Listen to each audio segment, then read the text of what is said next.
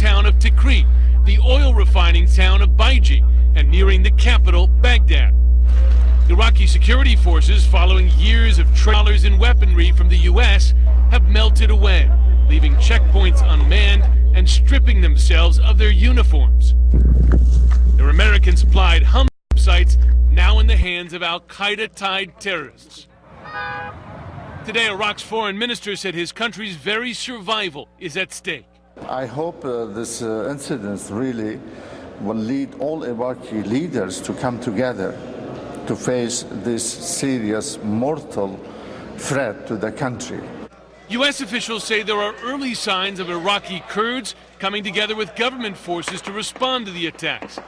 And today, National Security Advisor Susan Rice said the U.S. will provide support under its Strategic Framework Agreement with Iraq.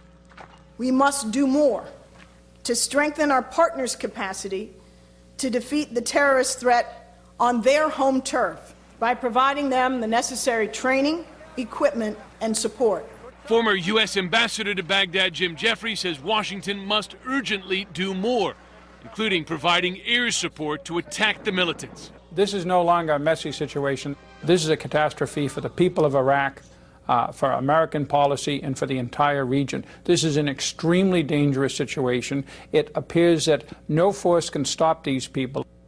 U.S. help for now has been limited to training and arms sales, including F-16 and Apache helicopters, both recently approved but not yet delivered, things that would certainly be very useful in pushing back ISIS advances. I asked the White House and the Pentagon today about how the U.S. will respond with the situation deteriorating rapidly. Here's what NSC spokesperson Bernadette Meehan told me. She said, we have expedited shipments of military equipment since the beginning of the year and expanded our training programs both inside Iraq and in Jordan. Speaking to officials, they say that they are now considering other options. They won't say what those options are, but you get a sense that they're watching the situation extremely closely. They're very concerned. Yeah, these cities are falling. Fallujah, Tikrit, as you point out, Mosul, a city of 2 million people, 500,000 people have now fled. And Nouri al-Maliki, the Shiite leader, the prime minister of Iraq, he's suggesting that Iraqi Sunni soldiers, they're taking off their uniforms. He says there's a conspiracy and they are fleeing. Well, it's a damning charge. U.S. officials say there's no evidence of a conspiracy specifically. But here's the thing. The Iraqi military was meant to be a unifying force for Iraq, to bring together the Kurds in the north, the Shiites in the south, the Sunnis in the west, to be something of an identity for the country. So far, that hasn't borne out. There are, though, some positive signs now. You hear of Shiites in the south promising forces to respond, the Kurds working with the Iraqi military. Question is, are they up to the task? So far, doesn't look like they're up to it. Jim, hold on for a moment. I want to bring Bobby Ghosh. He's the editor, Time International, a former Baghdad bureau chief. He knows the subject well. Here's the key question right now. And it's a question I never thought we'd be asking, at least at this point. Is Baghdad next? How vulnerable is the capital of Iraq, given these other cities that have now been taken over by these al-Qaeda-affiliated Islamist terrorists? Well, logic suggests that Baghdad should be the safest place in Iraq. That is where the elite Iraqi troops, if such a thing exists anymore, that's where the elite Iraqi troops are positioned.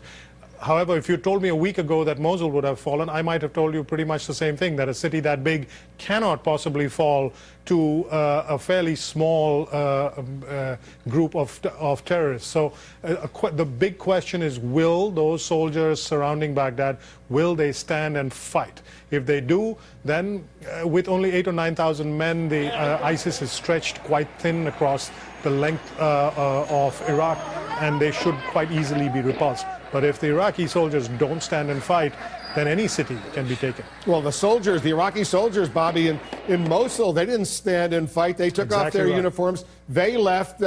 These forces, these insurgents, whatever you want to call them, they came in. They took over the city. They took over the banks. There are reports that they've already ransacked those banks to a tune of about $500 million, and all of that U.S. military equipment that American troops left behind now in the hands of these guys. What's going on? Well, the Mosul is the most shocking of all, because among other things, Mosul has a illustrious history as the city that has provided many of Iraq's military commanders over the decades. And Mosul, people of Mosul take pride in that military leadership history. So it is especially damning when a city like that falls. In Baghdad, what Maliki and some other Shiite leaders seem to be trying to do, in addition to having their military, they're trying to raise Shiite militias. That was not the case in the north, which tends to be mostly Kurdish and Sunni. If the Shiite militias can stand alongside the Iraqi military and hold back the ISIS's advance, then Baghdad has a chance. But it is a pretty damning thing when the prime minister of the country feels it necessary to call on private militias to stand up and protect the capital. It sounds to me, Jim, and you've been studying this, it looks like they're going back to the bad old days in Iraq of a civil war, maybe like in Syria, where you got the Sunnis on one side, the Shiites on another side. We had hoped, of course, that was over with, but it looks like they're getting back into that. Yeah, and that's the worry. I mean, you have Muqtada al-Sadr, the Shia cleric, offering to reconvene, in effect, his Mahdi army. If you remember from the mid-2000s, if that is the secret to solving this problem here, and that's a real problem, that you're reverting to these, as Bobby said, these ethnic militias. And also, bigger picture as well. This shows the limits of the train and equip strategy of the Obama administration that you've seen in Iraq, you've seen it in Libya, in Mali, in other places where you've trained up those troops, and those troops often haven't been up to the task of pushing back Islamic forces. And that, of course, is a cautionary tale as the U.S. prepares to withdraw troops from Afghanistan, because training and equipping Afghan forces a key part of the stability going forward. Back in 2003, Bobby, the President George W. Bush, he was upbeat, looking to Iraq's future. Listen to what he said. A liberated Iraq can show the power of freedom to transform that vital region by bringing hope and progress into the lives of millions. America's interest in security and America's belief in liberty both lead in the same direction, to a free and peaceful Iraq.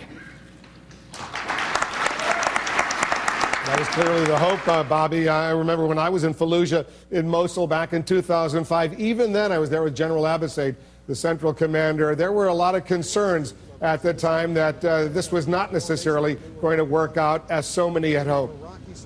Yes, I was in Baghdad and watching that speech on television with a number of Iraqi friends and colleagues, and there was a brief moment for maybe the summer of 2003 when that hope existed, but it was then put out very quickly by some very poor decisions by the Bush administration, and then beyond that, after the American withdrawal, by a series of incredibly poor decisions by Nouri al-Maliki, the prime minister. And so there are no Iraqis left, I'm pretty sure, who are holding on to that hope anymore. Yeah, so those hopes have clearly faded. Bobby Ghosh, Jim Sciutto.